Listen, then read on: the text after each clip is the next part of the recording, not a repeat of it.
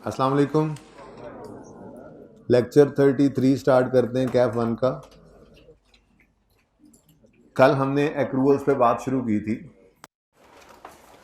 और मैंने आपसे बात की थी कि एक्सपेंस को हम रिकॉर्ड करते हैं जब वो इनकर हो जाए।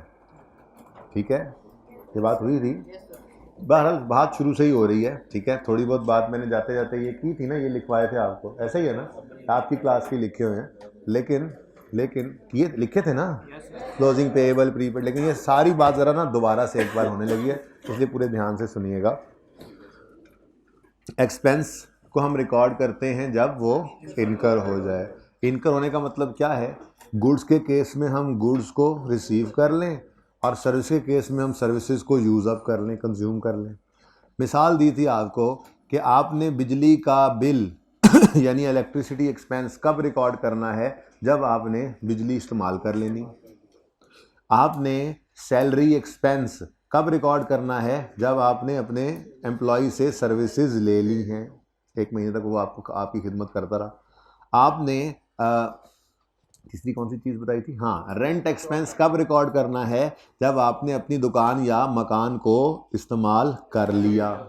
तो अब फिर आप लायबल हैं कि आप उनके जो उन्होंने सर्विसेज दी हैं, आप लायबल हैं अपने एम्प्लॉई के, आप लायबल हैं वापडा के, आप लायबल हैं अपने लैंडलॉर्ड के कि आप उसको पे करें उन सर्विसेज के अगेंस्ट जो उन्होंने आपको रेंडर कर दी हैं, जो आपने यूज़ अप कर ली। ठीक है, तो एक्सपेंस को रिकॉर्ड करना है जब ये इनकर हो जाए, यानी गुड्स हैं तो रिसीव हो जाएं, सर्विसेज हैं तो यूज़ अप हो जाएं, कंज्यूम हो जाएं। ठीक है, no matter cash is paid और नॉट, ये इंपॉर्टेंट बात है। कैश पे हो या ना हो, हमारा इससे कोई सरोकार नहीं होता। हम एक्रूअल बेसिस ऑफ अकाउंटिंग के ऊपर चलते हैं। फाइनेंशियल स्टेटमेंट्स जो आपने बनाना सीखी इंट्रो में, ये एक्रूअल बेसिस ऑफ अकाउंटिंग के ऊपर बनती हैं। मैंने कल नहीं बात की थी, दूसरी क्लास में की थी, आप क्लास में नहीं की थी। ये वाली बात सुनो ज़रा, जो अब करने लगा हूँ, कि आप जो फाइनेंशियल स्टेटमेंट्स इंट्रो में बना के आए हैं ना पीआरसी में, वो फाइनेंशियल स्टेटमेंट्स दो बुनियादी पिलर्स पे, सुतूनों पे खड़ी हैं। नींद पूरी नहीं है तुम्हारी? अच्छा जी, हम जो फाइनेंशियल स्टेटमेंट्स बनाकर आए हैं पीआरसी में, वो दो बुनियादी पिलर्स के ऊपर खड़ी हैं। एक है एक्रूअल बेसिस ऑफ अकाउंटिंग और दूसरी है गोइंग कंसर्न अजम्पशन। जो फाइनेंशियल स्टेटमेंट्स आप देखते हैं, जो बनाते हैं, ये फाइनेंशियल स्टेटमेंट्स की शक्ल ही बिगड़ जाए अगर इन दोनों में से कोई एक अजम्पशन हिल जाए। गोइंग कंसर्न अजम्पशन हिल जाए, फाइनेंशियल स्टेटमेंट्स की शक्ल ही बदल जाए। एक्रूअल बेसिस ऑफ अकाउंटिंग हिल जाए, फाइनेंशियल स्टेटमेंट्स की शक्ल ही बदल जाए। कैश बेसिस के ऊपर हम अकाउंटिंग नहीं करते, हम एक्रूअल पे करते हैं। ठीक है ना? तो ये बड़ी बुनियादी दो चीज़ें हैं। जिस तरह की फाइनेंशियल स्टेटमेंट्स आप बना रहे हैं ना, इस तरह की बनती रहे इसके लिए। ठीक है, तो जो दो बुनियादी सुतूनों के ऊपर फाइनेंशियल स्टेटमेंट्स खड़ी हैं, वो कौन कौन से हैं? गोइंग कंसर्न अजम्पशन और एक्रूअल बेसिस ऑफ अकाउंटिंग। ठीक है ना? मतलब हमने कैश बेसिस के ऊपर अकाउंटिंग नहीं करनी होती। हमने एक्सपेंस को रिकॉर्ड करना है जब वो इनकर हो जाए, और इनकम को रिकॉर्ड करना है जब वो अर्न हो जाए। अभी इनकम की बात इंशाल्लाह मंडे को करेंगे। ठीक है, फिलहाल तो एक्सपेंस की बात ही हो रही थी। ठीक है, तो कैश पे हो चाहे ना हो, आपको एम्प्लॉय ने एक महीना सर्विसेज दे ली, आपका एक्सपेंस इनकर हो गया, आप कैश पे कर दें तो आप एंट्री पास करें salary expense debit cash credit. अगर पे नहीं करें, एक्सपेंस फिर भी रिकॉर्ड करना है, करें salary expense debit salary payable credit. आपने बिजली इस्तेमाल कर ली वापडा की, आपका इलेक्ट्रिसिटी एक्सपेंस इनकर हो गया, कैश पे कर दिया है तो एंट्री करें electricity expense debit cash credit. नहीं पे किया तो आप एंट्री करें electricity expense debit electricity payable credit. आपने एक महीना दुकान या मकान को इस्तेमाल कर लिया, आप महीने के एंड पे खड़े होकर एक एक्सपेंस इनकर कर चुके हैं क्योंकि सर्विस यूज कर ली है। आपने कैश पे कर दिया है तो एंट्री पास करें rent expense debit cash credit, और अगर आपने कैश पे नहीं किया है तो आप एंट्री करें रेंट एक्सपेंस डेबिट रेंट पे। आपने एक्सपेंस को रिकॉर्ड करना ही करना है जब वो इनकर हो जाए। कैश पे करना है या नहीं करना, यही तो एक्रूअल बेसिस के अंदर पड़ा था, कैश का पे होना या ना। कभी ज्यादा पे कर देते हैं, कभी कम पे कर देते हैं, कभी मुकम्मल पे करते हैं जितना एक्सपेंस था। ठीक है, इससे कतई नजर एक्सपेंस ने रिकॉर्ड होना है। कैश कम पे हो, कैश ज्यादा पे हो, कैश बराबर पे हो, हमें इससे कोई लेना देना नहीं है। एक्सपेंस के रिकॉर्ड करने के लिए क्या क्या क्राइटेरिया है कि जब वो इनकर हो जाए, जब आपने सर्विस यूज अप कर ली, आप एक्सपेंस रिकॉर्ड कर लें। ठीक है, फिर हमने 2022 को करंट ईयर कहकर, ठीक है, कुछ वैसे ना करंट ईयर प्रीवियस ईयर जरा मुश्किल होता है बोलना, इसलिए 21 22 23 बोल देंगे ना हम। ठीक है जी, 22 में खड़े हैं, 22 में खड़े हैं, 22 में खड़े होकर क्लोजिंग डेट पर पेएबल कब बनेगा? अगर सर्विसेज 22 में रिसीव कर ली लेकिन कैश पे करोगे उसका 23 में, तो 22 के एंड पे खड़े होकर क्लोजिंग डेट पे क्या फील करोगे? लायबल पेएबल है। तो क्लोजिंग पेएबल कब होगा? जब सर्विसेज 22 में यूज अप कर ली लेकिन कैश 23 में पे करोगे। ये आसानी के लिए 22-23 बोल रहा हूं, ठीक है ना? मतलब जरूरी नहीं कि सारा साल ही हो, एक महीने का भी एक्सपेंस अगर यहां आपने इनकर कर दिया लेकिन पे नहीं किया तो वो एक महीना पेएबल है। बहरहाल आसानी के लिए सिर्फ समझा रहा हूं क्लोजिंग पेएबल कब होता है, क्लोजिंग प्रीपेड कब, ठीक है ना? तो अगर सर्विसेज आपने 22 में यूज अप कर ली लेकिन कैश 23 में पे करोगे तो 22 की क्लोजिंग डेट पर ये क्या होगा? Payable. Services are use up in 22 but cash will be paid in 23। और ओपनिंग पेएबल कब होगा? जब सर्विसेज आप 21 में यूज किए बैठे थे और उसको आपने 21 में पे नहीं किया था, तो 22 का साल शुरू होते ही सबसे पहले ये ओपनिंग में पेएबल खड़ा होगा। तो ओपनिंग पेएबल है services were used up in 21 but cash will be paid इन 22, ठीक है? फिर यहां खड़े होकर 22 में आपने 23 वाला कैश भी आज ही पे कर दिया, तो क्लोजिंग डेट पे क्या फील करोगे? एंटाइटल्ड फील करोगे। आपके पास एक right to receive services in future आ जाएगा। ये एसेट है, प्रीपेड कहते हैं इसको। तो क्लोजिंग प्रीपेड कब होगा? जब कैश आपने 22 में पे कर दिया, सर्विसेज आपने रिसीव करनी है अभी 23 में, तो फिर 22 के एंड पे खड़े होकर आप प्रीपेड कहोगे इसको, ठीक है? तो कैश इज पेड इन 22 हमारे साल में, but services will be used up in 23, तो फिर क्लोजिंग डेट पे क्या है? प्रीपेड। और ओपनिंग प्रीपेड क्या होगा? 21 में कैश पे किया था, 21 में सर्विसेज नहीं ली थी, तो 22 के अंदर शुरू होते ही 22 ओपनिंग डेट पे क्या होगा? ये ओपनिंग प्रीपेड। क्या लिखा था हमने? Cash was paid in 21 but services will be used up in 22। यहां तक को मसला है तो बताएं। अच्छा, अब कोई भी एक्सपेंस हो सकता है, नाम उसका लिख लेंगे, जब लेजर बनाएंगे तो उस लेजर का नाम लिख लिया करेंगे, ठीक है? फिलहाल एक्सपेंस का लेजर जो है, इसके अंदर यही चीजें जो नजर आ रही हैं आपको, ये कैसे होंगी, नजर आएंगी। देखें, एक बात याद रखें, आप ये रेंट एक्सपेंस का लेजर आपने देखा हो बचपन में, एक्सपेंस डेबिट कैश क्रेडिट, तो रेंट एक्सपेंस को अलग रखें और पेएबल या प्रीपेड को अलग रखें। बिल्कुल, कुछ बच्चों ने इस तरह से भी पढ़ा होगा, ठीक है? लेकिन ये टू अकाउंट अप्रोच बिल्कुल सही है अपनी जगह पे, लेकिन हम सिंगल अकाउंट अप्रोच से चलते हैं। ज़्यादातर बच्चों ने इसी तरह से ही पढ़ा होगा, ठीक है? बहरहाल जिसने इस तरह से नहीं भी पढ़ा हुआ सिंगल अकाउंट अप्रोच से, इसीलिए मैं करवा रहा हूँ ये 2-2.5 दिन इसीलिए लगाता हूँ ताकि सब के सब बच्चे एक ही तरह से एक्रूवल को करने वाले बन जाएं, और एक्रूवल ने भी उसी तरह से आगे 16 की तरह से आगे हर जगह पे इस्तेमाल होना होता है। तकरीबन हर एडजस्टमेंट के अंदर हम करेक्शन ऑफ एरर करेंगे, हम अभी बोरिंग कॉस्ट करेंगे, हम गवर्नमेंट ग्रांट का टॉपिक कर रहे होंगे, हम एनपीओ कर रहे हैं, कैश फ्लो कर रहे हैं, एक्रूवल्स की एडजस्टमेंट आ ही रही होती हैं कहीं ना कहीं पे, ठीक है ना? तो इसलिए इसको समझना भी बहरहाल ज़रूरी है। अच्छा, तो टू अकाउंट अप्रोच से चलें, मतलब मल्टीपल अकाउंट अप्रोच से चलें या सिंगल अकाउंट अप्रोच से चलें, दोनों तरह से ही चला जा सकता है। हम चला करेंगे सिंगल अकाउंट से। इस अकाउंट के अंदर ही हम एक्सपेंस भी लिखेंगे, पेमेंट भी लिखेंगे, प्री पेमेंट्स भी यहीं पे, या एक्रूवल्स वो भी यहीं पर आ जाएंगे, ठीक है? अब जो बातें हमने अभी तक की हैं उनके हिसाब से मुझे बताओ, क्लोजिंग डेट पे अगर 22 के साल में खड़ा हूं और क्लोजिंग डेट पे अगर पेएबल है, तो ये पेएबल लायबिलिटी है या एसेट? लायबिलिटी है। तो क्लोजिंग डेट पर अगर लायबिलिटी मैंने लेजर में लिखनी हो तो इधर लिखूंगा ना, क्रेडिट साइड पे, है ना? सर हिला रहे हो, कुछ होश करो। लायबिलिटी इस तरफ नहीं लिखते होते, क्लोजिंग डेट पे लायबिलिटी लिखनी हो लेजर में तो इस तरफ लिखी जाती है। हाँ यस सर, ऑटो पे लगे हो, जाग के बैठो ना, खुली आंखों से सो रहे हो ट्रक ड्राइवरों की तरह, बदतमीज आदमी। मतलब कुछ भी कहूंगा तो यस करोगे, हैं? ऐसे थोड़ा ही होता है यार। सुनो तो सही क्या कह रहा हूं। अब फिर सुनो, 22 का लेजर बना रहा हूं, 22 का लेजर बनाते हुए क्लोजिंग डेट पर अगर पेएबल है तो इस लेजर में किस तरफ लिखूंगा? इधर ना, इधर। उसको भी समझ नहीं आ रही है, ऐसी नींद पड़ी हुई है। मैं खड़ा कर देना मैंने पीछे, तुम आधा घंटा पौना खड़े रहोगे ना, जाग आ जाएगी तुम्हें जी। तो क्लोजिंग अगर पेएबल होगा तो वो लेजर में इस तरफ लिखा जाता है, ठीक है जी? ओके। तो फिर ओपनिंग पेएबल, वो लायबिलिटी जिस तरफ होती है अगर ओपनिंग पेएबल,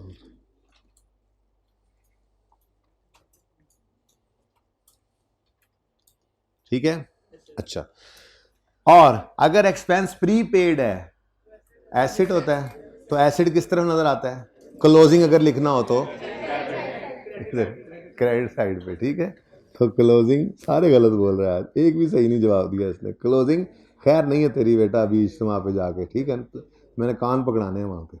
अच्छा, क्लोजिंग प्रीपेड है अगर एसेट है। ओपनिंग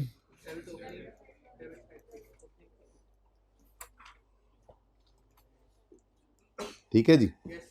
अच्छा, अब बताइए ये पेएबल क्या है? ये पेएबल क्या होता है? लायबिलिटी। अच्छा, लायबिलिटी है, गुड।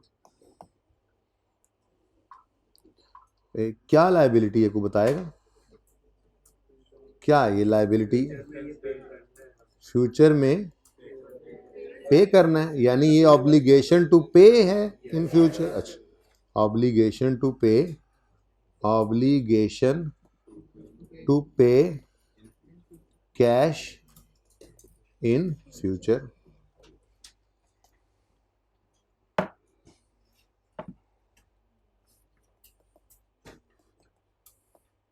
ठीक है जी। करंट भी हो, नॉर्मली करंट ही होती है ये एक्रूअल की लायबिलिटी, लेकिन ज़रूरी भी नहीं है। सवाल कह दे तो हो सकता है ना आपने अगले 4 साल का जो है वो किराया पिछले 4 साल का ना पे किया हो, एक बात कर रहा हूँ, नहीं वैसे नॉर्मली ये करंट ही होता है। हाँ, प्री पेमेंट जो है, प्री पेमेंट जो है वो 2-3 साल आगे की भी हो सकती है, ठीक है। अच्छा, नेक्स्ट, जो प्रीपेड है इसको आप क्लोजिंग डेट पर जो प्रीपेड नज़र आ रहा है इसको क्या कहेंगे आप? एसिड कहेंगे। अच्छा, तो अगर ये एसिड है तो ये एसिड कैसे है, ये कोई बताना पसंद करेगा? हाँ, right to receive cash in future है।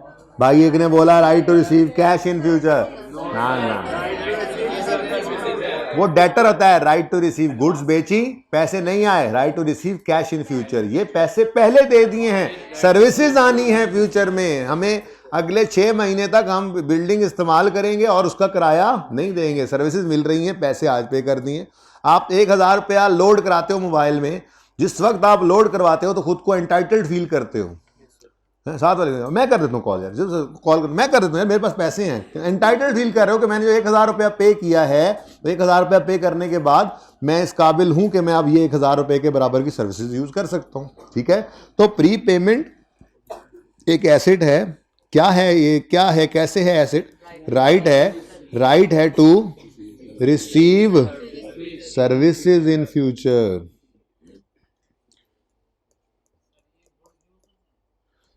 बेटा अगर तो गुड्स होंगी तो वो फिर आपने एडवांस दिया होगा अपने सप्लायर को, तो वो एडवांस भी एक एसेट है, उसमें right to receive goods in future आएगा। पर मैं फिलहाल सर्विसेज की बात कर रहा हूँ, ज़्यादातर एक्रूअल में यही होता है, ठीक है।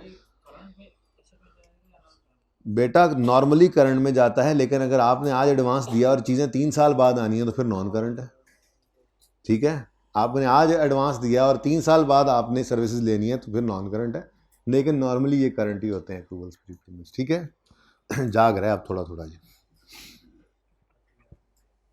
बत्ती आ गई है इसकी। अच्छा,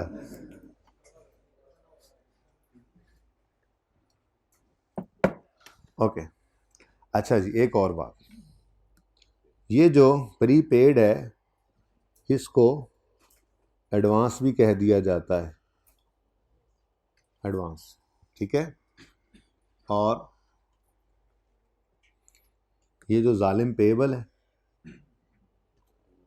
इसके बड़े नाम हैं, इसको एक्रूड भी कहते हैं, ओइंग भी कह सकते हैं, ड्यू भी कह देते हैं, एरियर भी कह देते हैं, आउटस्टैंडिंग भी कह देते हैं। हाँ जी, तो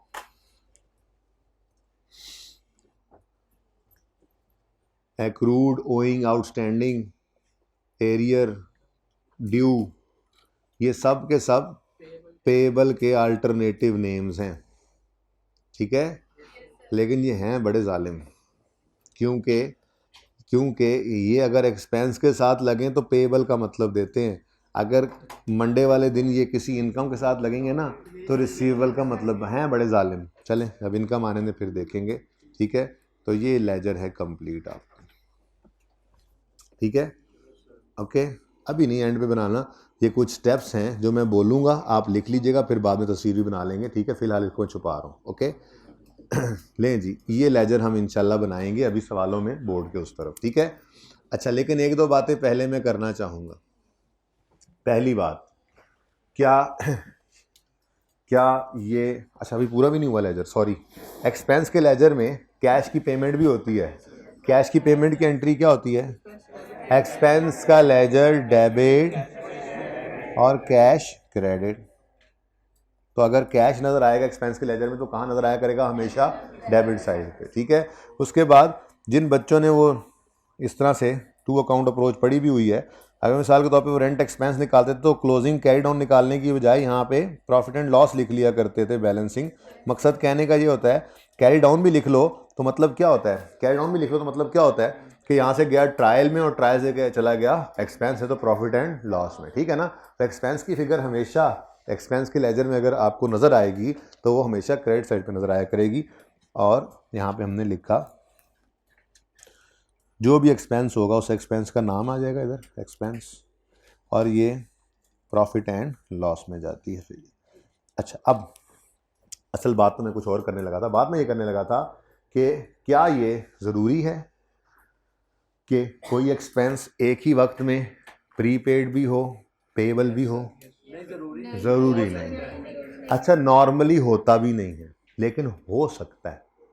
जैसे मिसाल के तौर पे आप एक का बिजनेस है लाहौर के अंदर 10 जगह पे, आपने 10 दुकानें किराए पे ली हुई हैं, जिसमें से 7 दुकानों का किराया आप एडवांस में पे करते हैं, 3 का एरियर में करते हैं। मिसाल दे रहा हूँ। अब जिनका आप एडवांस में पे करते हैं उसमें से हो सकता है कुछ प्री पेमेंट निकल आए, और जिनका एरियर में पे करते हैं हो सकता है उनमें से कुछ पेएबल पे हों, ठीक है। बात समझ रहे हो? तो रेंट एक्सपेंस का लेजर है एक ही वक्त के अंदर, हम बिल्डिंग वाइज नहीं रेंट एक्सपेंस का लेजर, रेंट एक्सपेंस का लेजर बनाना है ना, बिल्डिंग्स के रेंट का लेजर बनाना है तो रेंट का एक ही लेजर बनाएंगे। वो एक बिल्डिंग है, 2 बिल्डिंग है, 3 बिल्डिंग है, जितनी बिल्डिंग्स भी होंगी उनके रेंट का लेजर इकट्ठा बना लेंगे ताकि एक रेंट एक्सपेंस की फिगर आए प्रॉफिट एंड लॉस में चली जाए, तो ठीक है ना। बात समझ रहे हो? तो रेंट बिल्डिंग्स का रेंट एक्सपेंस का अगर लेजर है मिसाल के तौर पे तो एक ही वक्त में प्रीपेड भी हो सकता है, पेएबल भी हो सकता है, लेकिन होता ऐसा कभी कभार है, बहुत शाज़ो नादिर ऐसा होता है कि ये हो जाए, नॉर्मली ऐसा नहीं होगा। या तो कोई एक्सपेंस प्रीपेमेंट होता है, प्रीपेड होता है ओपनिंग क्लोजिंग में, या पेएबल होता है, दोनों एक वक्त में नॉर्मली होते नहीं है, हो सकते हैं पर नॉर्मली होते नहीं, ठीक है। अच्छा बेसिकली हमने यहां पर जो मैक्सिमम आ सकता था वो डाल दिया है यहाँ, ठीक है ना। बस इतना याद रखना कि 4 चीजें इसमें नॉर्मली आती हैं एक्सपेंस के लेजर में। जब हम कंबाइंड सिंगल अकाउंट अप्रोच से चलते हैं तो 4 नॉर्मल चीजें इसके अंदर आनी चाहिए, ठीक है। कौन कौन सी? Opening balance, closing balance, cash और एक्सपेंस, ठीक है ना। अब ओपनिंग मैंने कहा जरूरी नहीं है एक ही वक्त में दोनों ही हों, प्रीपेड भी हो पेएबल भी, क्लोजिंग प्रीपेड, कोई एक होगा, ठीक है। हो सकते हैं दोनों, एक मिसाल दे दी, लेकिन नॉर्मली ऐसा होता नहीं है, ठीक है ना। बहरहाल 4 नॉर्मल चीजें क्या हैं जी? 4 नॉर्मल चीजें क्या हैं? Opening, closing, cash, expense. Opening, closing, cash और एक्सपेंस, सही है।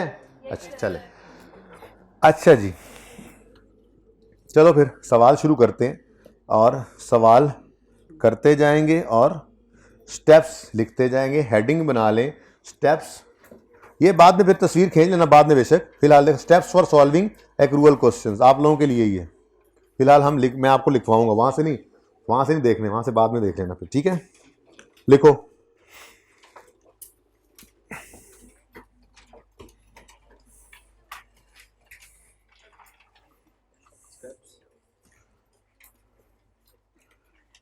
Steps for solving accrual questions.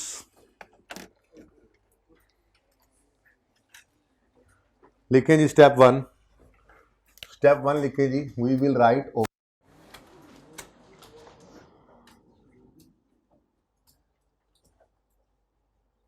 Right opening.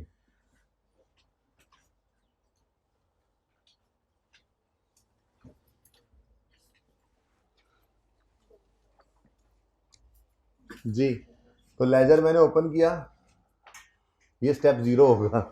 Step 0 we will open the ledger, ठीक है ना। अच्छा ओके जी, अब सवाल पढ़ते हैं। क्वेश्चन 1 है, पेज नंबर है 466, 466 नंबर सफ़ा है, इस पे सवाल नंबर 1 है।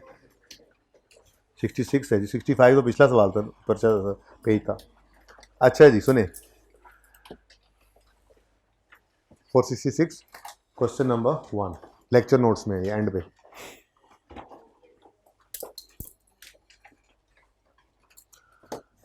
जी, sir Asif has paid electricity bill of 1100 for 11 months. ये तो पेमेंट आ गई। The bill of 100 of last month of December is still payable, ये क्लोजिंग पेएबल आ गया। ये तो बिल्कुल सादा सवाल है ना, लेकिन हम स्टेप्स लिखेंगे इस तरह से कि मुश्किल से मुश्किल सवाल भी हमारा सॉल्व हो, ठीक है। तो स्टेप 1 मैंने क्या बोला, we will write opening. Step 0 क्या है, लेजर भी ओपन कर लेना, ठीक है ना। चलो जी, step 1 we will write opening balance, और ये रेंट इलेक्ट्रिसिटी एक्सपेंस का लेजर बनाना है, तो अब नाम भी साथ लिख लो, इलेक्ट्रिसिटी, जिसको आप इलेक्ट्रिसिटी कहते हैं जी, इलेक्ट्रिसिटी एक्सपेंस। लेजर ओपन हो गया। Step 1 we will write opening. Opening में प्रीपेड है ना हाँ, कितना है प्रीपेड, ओपनिंग में पेएबल है। अच्छा पेएबल लिख लेते, ओपनिंग पेएबल है ना।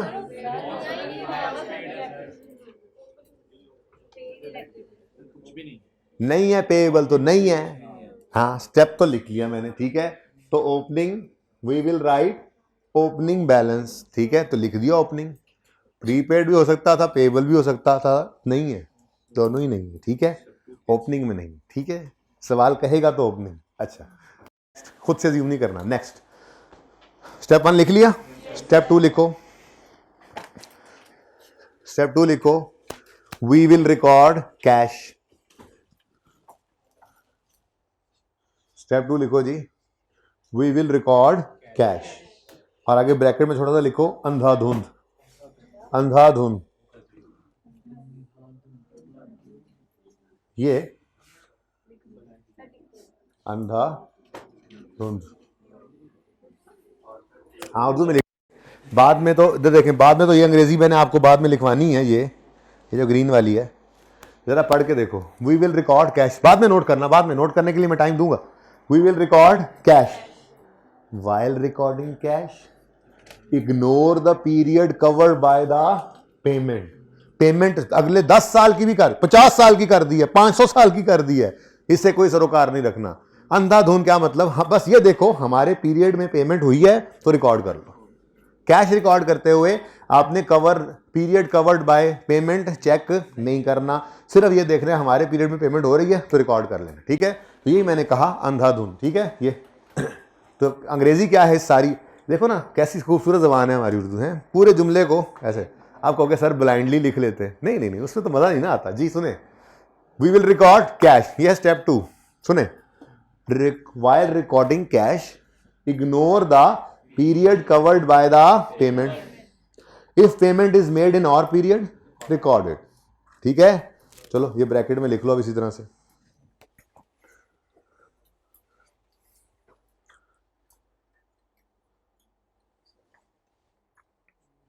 मुश्किल सवालों के लिए है, इस सवाल के लिए तो ये ऐसे ऐसे हो जाना था सवाल। ये अभी मैंने आपको 5 6 7 सवाल देके भेजने होमवर्क में, लेकिन जोर लगा के भी पौने घंटे से ज्यादा का होमवर्क नहीं है। अब क्या करे बंदा, क्या करे बंदा।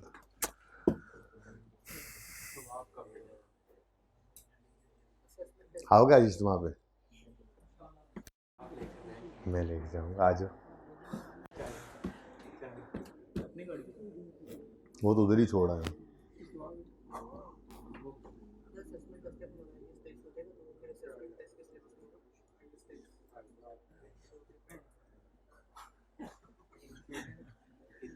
वाइल रिकॉर्डिंग कैश, पहले बात पूरी कर ले।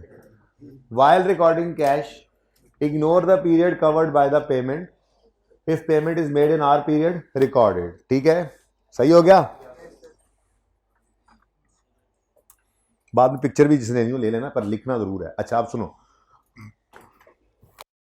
स्टेप 1 ओपनिंग लिखना था, कोई नहीं मिला। स्टेप 2 रिकॉर्ड करना है cash, sir Asif has paid 1100, ठीक है। तो कैश कितना है जी 1100। कैश की एंट्री बोलो, क्या बचपन में करते थे?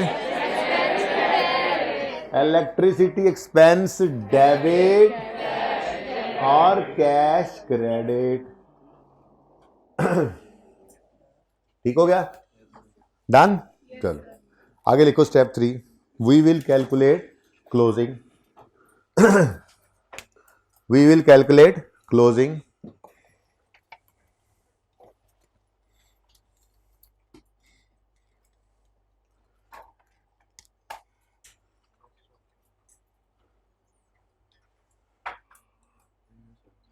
जी लिख लिया?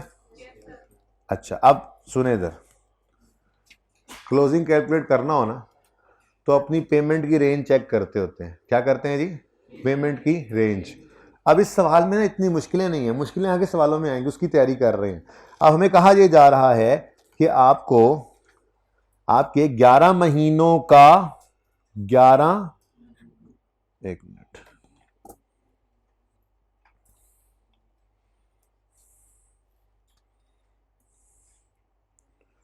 अच्छा जी क्या कहा जा रहा था, ये जरा ऐसे कर लेना कि आपके 11 महीनों का रेंट पे हो चुका है, gas bill electricity bill pay हो चुका है और 12वां महीना पेएबल है, ठीक है। जनवरी से लेके नवंबर तक पे हो गया, यानी ये जो 1100 रुपए की पेमेंट है, अगर मैं इसकी रेंज चेक करूं तो इसकी रेंज कहां तक आ रही है? नवंबर तक। तो इसका मतलब हमारा ईयर एंड होने से पहले ये पेमेंट की रेंज रुक गई, तो क्लोजिंग डेट पे एक महीना क्या होगा? पेएबल। अच्छा ये अगर रेंज मिसाल के तौर पे ऐसा होता कि मैंने कोई रेंट होता ये, ठीक है, और मैं 1.5 साल का रेंट पे कर देता तो यहीं पे पहले दिन खड़े होकर, ठीक है, तो 1.5 साल का मिसाल के तौर पे 10 रुपए रेंट होता, ठीक है, एक महीने का, तो 12 महीनों का 120, लेकिन मैं देता था 180। तो अब जब हम पेमेंट की रेंज चेक करते तो वो रेंज हमारे साल से भी आगे निकल जाती, तो फिर ईयर एंड पे क्या कहते हैं? प्रीपेड है। बात समझे हो? तो क्लोजिंग निकालने के लिए हमने अपनी लास्ट पेमेंट की रेंज, लास्ट पेमेंट इसलिए बोल रहा हूं कि हर सवाल में जरूरी नहीं है कि एक ही पेमेंट दी हुई हो, कभी सवालों में आपको मंथली पेमेंट आएगी, कभी क्वार्टरली आएगी, कभी सेमी एनुअली आएगी, कभी एनुअल भी हो सकती है, ठीक है ना। तो जब सेमी एनुअली, क्वार्टरली या मंथली आएगी तो फिर उसूल उसी तरह से बनाए ना, ठीक है। तो क्लोजिंग निकालने के लिए हमने क्या करना है? अपनी आखिरी पेमेंट को, अपने साल में होने वाली आखिरी पेमेंट को पकड़ना है और उसकी रेंज चेक कर लेनी है।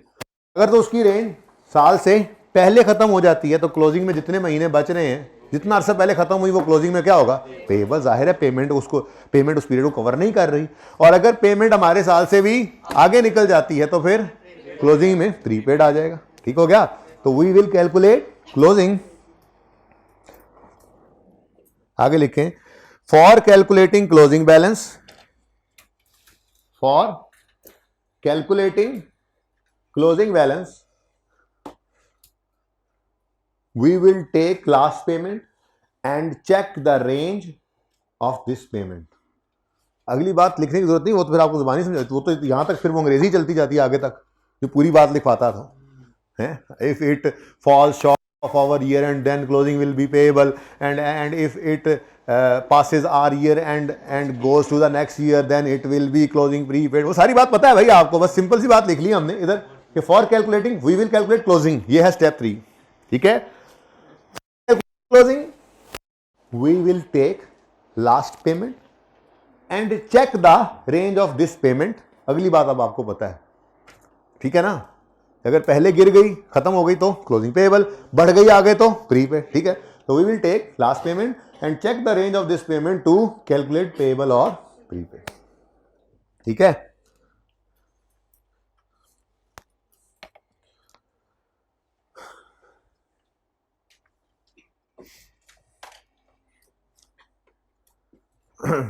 ठीक है जी, लिख लिया? अच्छा, अब सवाल इतना आसान है, अभी तक तो आपको इतनी मुश्किल में नहीं डाला जा रहा, सवाल तो इतना आसान है तो उसने कहा यार क्लोजिंग निकालो। मैं बता रहा हूँ क्लोजिंग मसला क्या है, टेंशन ना लो। ये लो जी, bill of 100 of last month of December is still payable owing outstanding arrear due. मतलब क्लोजिंग में उन्होंने पेबल है ये खुद बता दिया, हमें कोई रेंज चेंज चेक करने की जरूरत ही ना पड़ी। ठीक है, तो क्लोजिंग बैलेंस कैलकुलेट क्या करते हैं, उन्होंने खुद ही दे दिया। ठीक है, अब ये देखो भाई, ये देखो भाई, सारे चुप कर जाओ। हाँ भाई, आपने जवाब देना। नहीं, आपसे पीछे वाले भाई ने। हाँ जी, आपने। क्लोजिंग पेबल हो तो बिल्कुल हम इधर लिख देंगे, चलो ब्लैक से लिखे। क्लोजिंग पेबल होगा हम इधर लिख देंगे, ऐसा ही है ना भाई। क्लोजिंग पेबल है, साथ वाले ने बताया।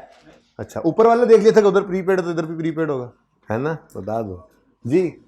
इधर तो क्लोजिंग प्रीपेड होना था, पर क्लोजिंग प्रीपेड है नहीं सवाल में। और ये अभी लिख रहा हूं, बस 1-2 सवालों में लिख लो बस, उसके बाद जो होगा सिर्फ वही लिखेंगे।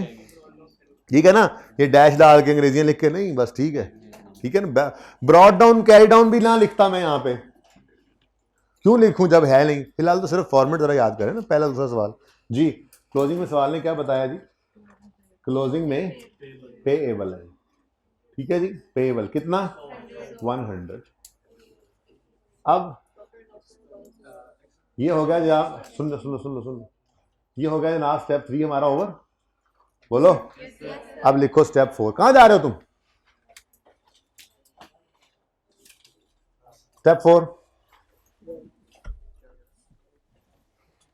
स्टेप 4 लिखो। Balancing figure will be taken to profit and loss account. Balancing figure will be taken to, बस वही एंड पे लिख लो, छोटा सा स्टेप है, देख लो आप। Balancing figure will be taken to profit and loss account as expense. Balancing figure will be taken to profit and loss account as an expense. ओहो, यहां लिखा तो हुआ था, ऐसे ही मैंने लिखवाया, इतना आसान वाला step. Balancing figure will taken to profit and loss account as an expense. ठीक है जी। अब कोई तस्वीर लेना चाहे तो अब ले सकता है। अब क्या फायदा सर? नहीं, ऐसे पूरी पिक्ट्यूरे आ जाएगी ना, पूरी लेडजर भी उसमें होगा, पिक्ट्यूरे में लेडजर भी होगा और स्टेप्स भी होंगे। अच्छा है ना, लिखवाना भी तो था।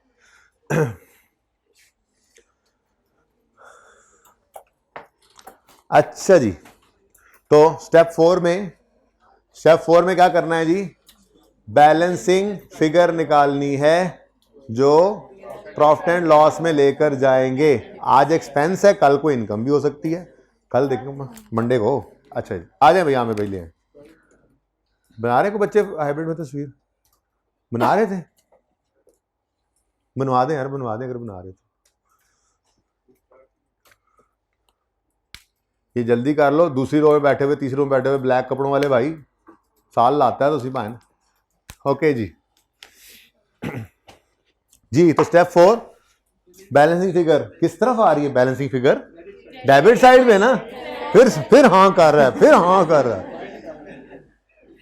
जी। तो यहां पर लिख देंगे हम, बस इलेक्ट्रिसिटी ऊपर लिखा, सिर्फ एक्सपेंस लिख दो, काम चल जाएगा। एक्सपेंस की फिगर आ गई, एक्सपेंस की फिगर आ गई बैलेंसिंग। ठीक है ना, जो कहां जाती है? प्रॉफिट एंड लॉस में। कितनी जी?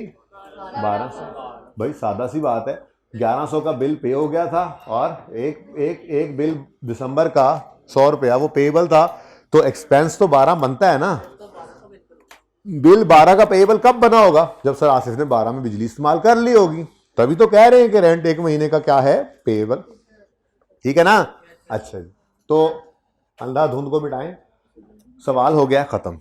अब इस एक लेजर से ही हमें 2 चीजें मिला करेंगी, एक प्रॉफिट एंड लॉस में जाने वाला एक्सपेंस और दूसरा बैलेंस शीट में जाने वाला पेएबल। ठीक है, ये प्रॉफिट एंड लॉस में चला जाएगा एक्सपेंस, और ये पेएबल बैलेंस शीट के अंदर चला जाएगा करंट लायबिलिटी में। ठीक है, तो बना लेते हैं income statement. Profit and loss ही लिखते हैं, ऊपर प्रॉफिट एंड लॉस लिखा सर आपने, और प्रॉफिट एंड लॉस अकाउंट, लेकिन बनेंगे एक्सट्रैक्ट्स।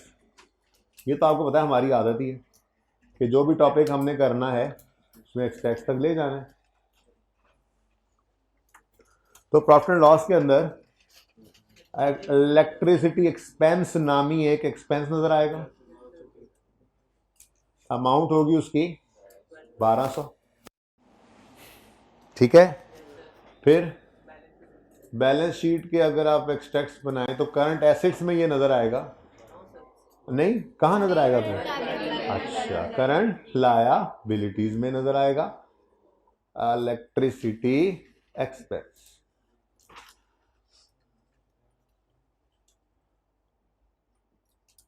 पेबल, ठीक है, बस इलेक्ट्रिसिटी पेबल ही लिख दो तो काफी है जी। 100, सो नहीं जाग,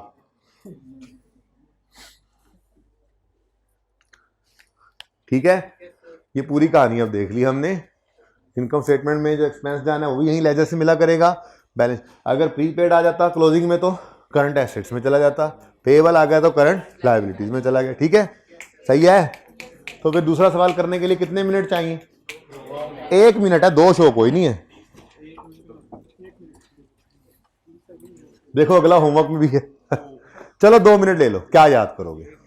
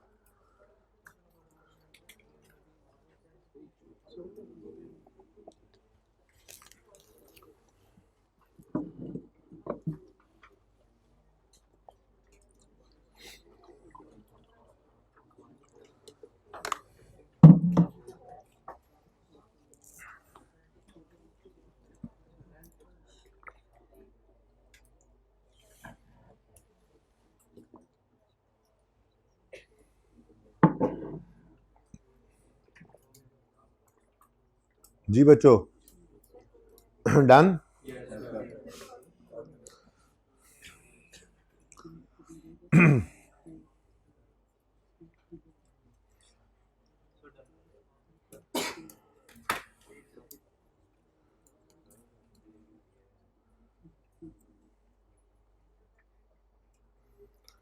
कितने बच्चे कर चुके, बस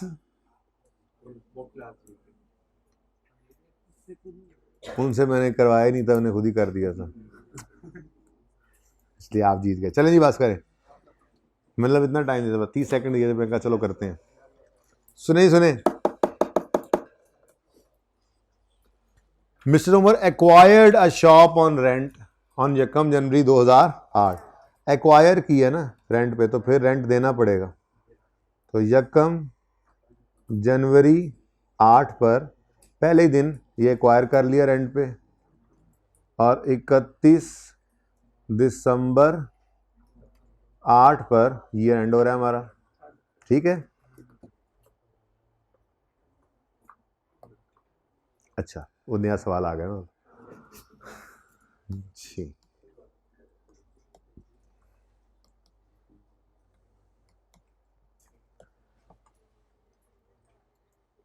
ओके, यकम जनवरी 8 पे रेंट पे एक्वायर कर ली shop, rent of each quarter,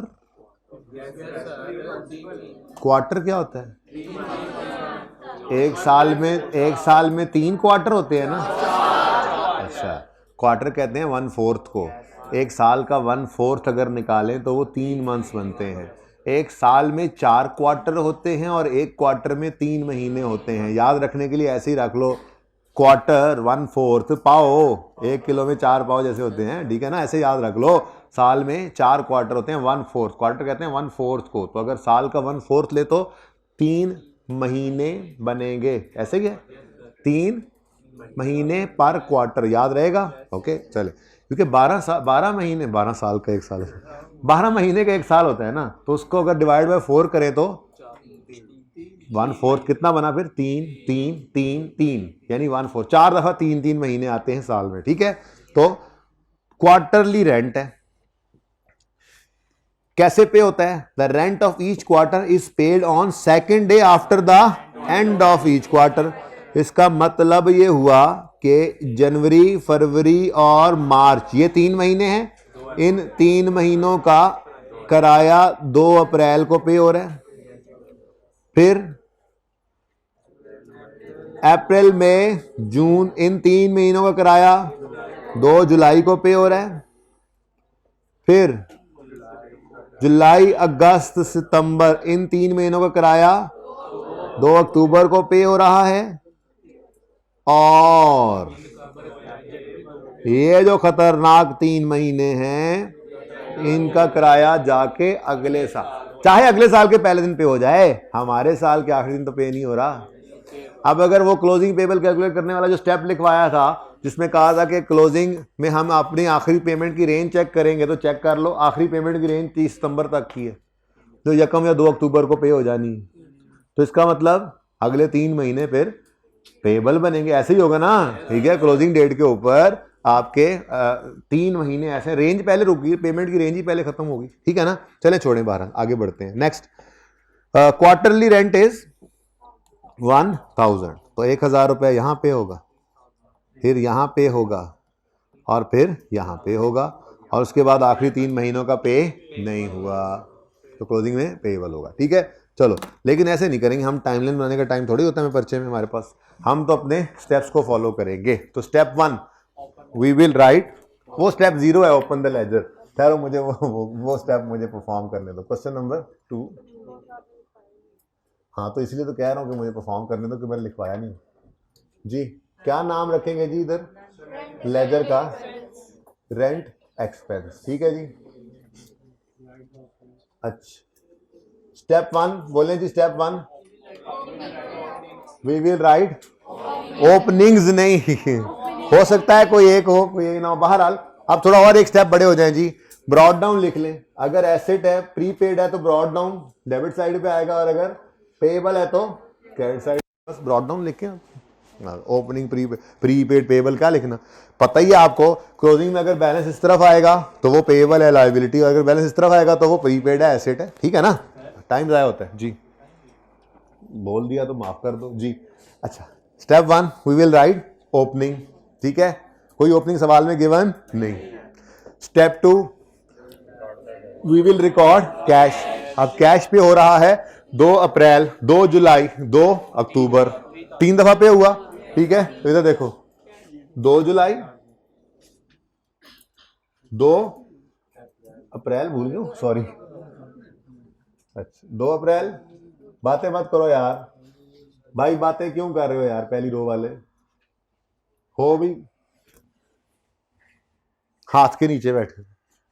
2 अप्रैल, 2 जुलाई और 2 अक्टूबर जी। एंट्री तो बोले हो, एंट्री तो पास होने वाले बच्चे एंट्री बोल रहे थे। अच्छा, पास होने वाले बच्चे स्लोली बोलते हैं, एंट्री शोर नहीं मचाते हैं, ठीक है ना, अपने कान तक पहुंचे बस जी। Rent expense debit, cash credit, ये तीनों सेम एंट्रीज होनी है ना, 1000, 1000, 1000।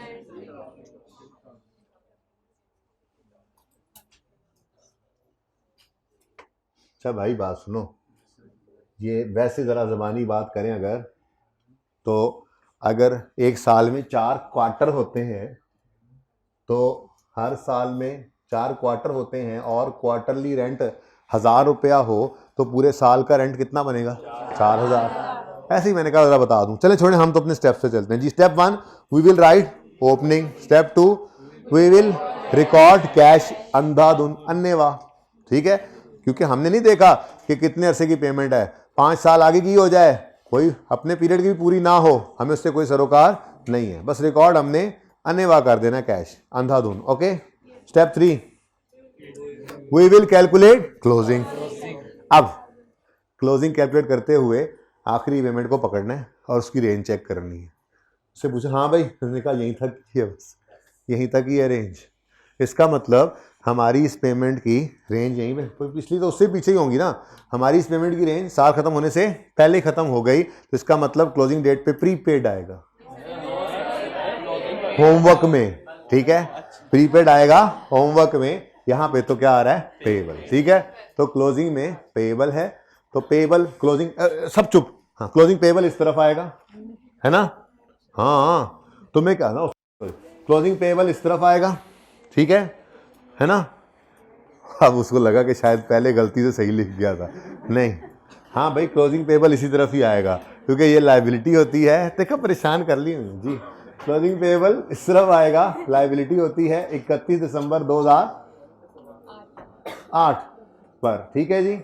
और भाई सही है, तो क्लोजिंग पेएबल कितना है 1000। स्टेप 3 हो गया जी। Step 4, balancing figure will be taken to profit and loss as an expense. और बैलेंसिंग फिगर आ रही है क्रेडिट साइड पर, एक्सपेंस की फिगर 4000, ये कहां चली जाएगी फिगर, प्रॉफिट एंड लॉस, ठीक है। तो ओपनिंग डेट पर 2008 कोई भी ओपनिंग नहीं था। चलो ये भी जरा देख लें, आप जो हुआ करेगा बस वही लिखा करेंगे, दूसरा नहीं लिखेंगे, थोड़ा और बड़े हो जाए। ये मैं कह रहा था कि जरूरी नहीं सारा कुछ ही आए, लेकिन हमने जरा लेजर सीखते हुए सारा कुछ देख लिया था जो मैक्सिमम आ सकता है।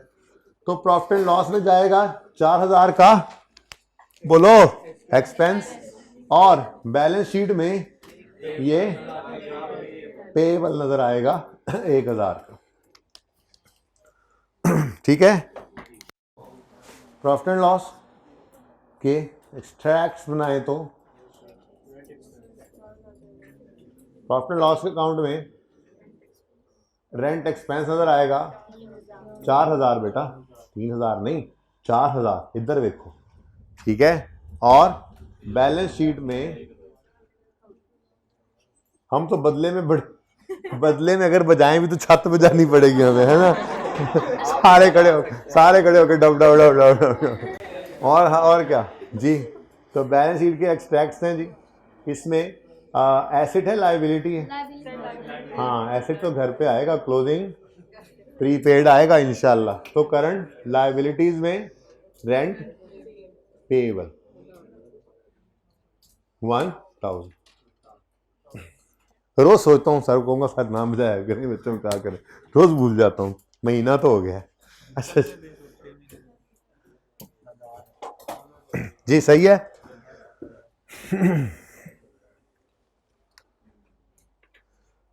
ले आए जी आमिर भाई, खैर बच्चे नोट कर रहे हैं, हाइब्रिड वाले कुछ बच्चे बातें कर रहे हैं, फीमेल स्टूडेंट सेकंड रो इस तरफ बातें कर रहे हैं, कुछ बच्चे नोट कर रहे हैं। फोर्थ रो में बातें शुरू कर दी हैं कि चले हम तो नज़र नहीं आएंगे सर को, फीमेल स्टूडेंट्स की बात ही कर रहा हूँ। ये इसी तरफ कैमरे वाली तरफ, दूसरी तरफ वाले बच्चे तो चुप बैठे हैं, अच्छे बच्चे हैं।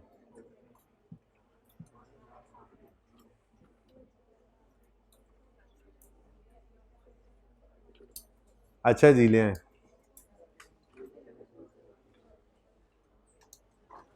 अच्छा जी, अब ये होमवर्क में क्वेश्चन 3 है आपका, इसको जरा पढ़ के देखें एक दफा। Mister Afsar acquired a shop on rent on यकम फरवरी 8, एक तो डेट भी यकम जनवरी से हिल गई, बेटा प्लीज चुप करें।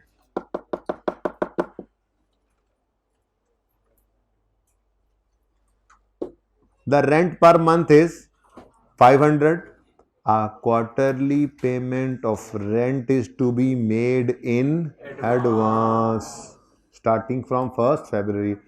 मंथली रेंट दिया हुआ है, पेमेंट क्वार्टरली है।